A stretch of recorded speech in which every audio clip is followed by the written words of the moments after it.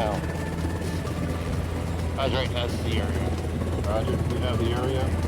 Hoist operator has the con. Check guys right out of the con, you clear right, move forward.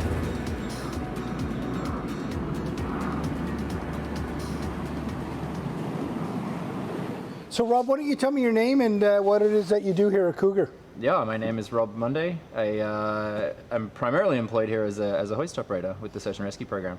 Rob, what was your journey to come to Cougar? Where did you come from? Yeah, it's been an interesting one for sure. I originally started as a wildland firefighter on the ground, pounding around, putting out fires, and then was lucky enough to get a job in the helicopter out doing what's called rappel. So we come down on ropes into access remote area fires, both in Australia and then in Canada as well.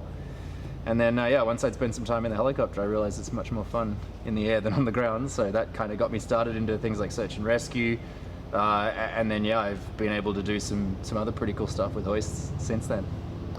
Rob, you're a guy that's had a lot of time with your hand on a cable over the years. Cougar's got an incredible new training model in mind, a vision for how training might look. Tell me about how you see the new simulator working as a hoist operator and what training might look like.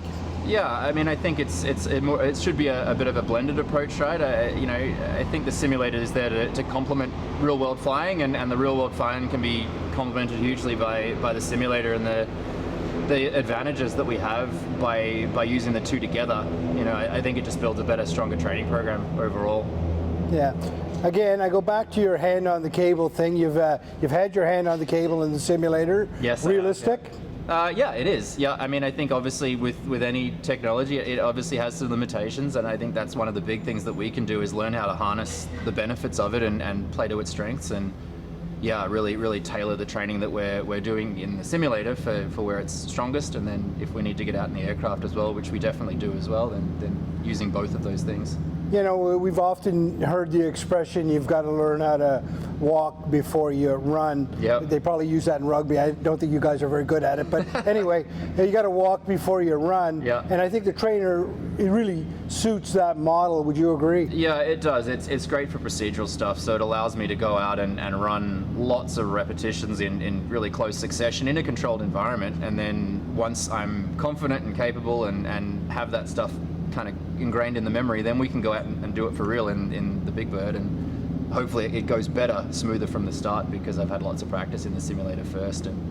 Rob, tell me about your most memorable hoist and how that might have impacted your career moving forward. Yeah, I mean, there's been lots. I guess I've been lucky to be involved in a lot of programs that have tried to do things from scratch, have built programs, and I've had the opportunity a couple of times now to be with a program that's done something for the first time, whether that be putting people on energized power lines or going and completing our first real rescue, with an organization, or my own personal first rescue using a hoist. It's pretty amazing that you can get in one of these things and do what it can do when the crew's working together. So I couldn't pick just one, but yeah, lots of firsts, which are always a good time.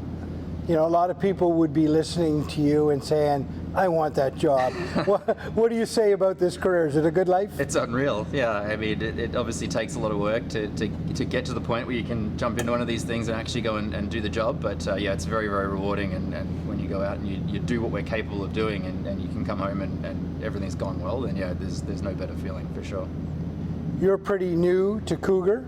What are your initial impressions? It's been fantastic. Yeah, it's obviously a world-class organization and lots of good equipment, and the maintenance on the aircraft is strong, and the guys are really, really dialed in at what they do. And yeah, when you have the ability, like I say, for all that to come together and you get to go and do it for real, it's a pretty great organization to be part of. I'm very lucky to be here.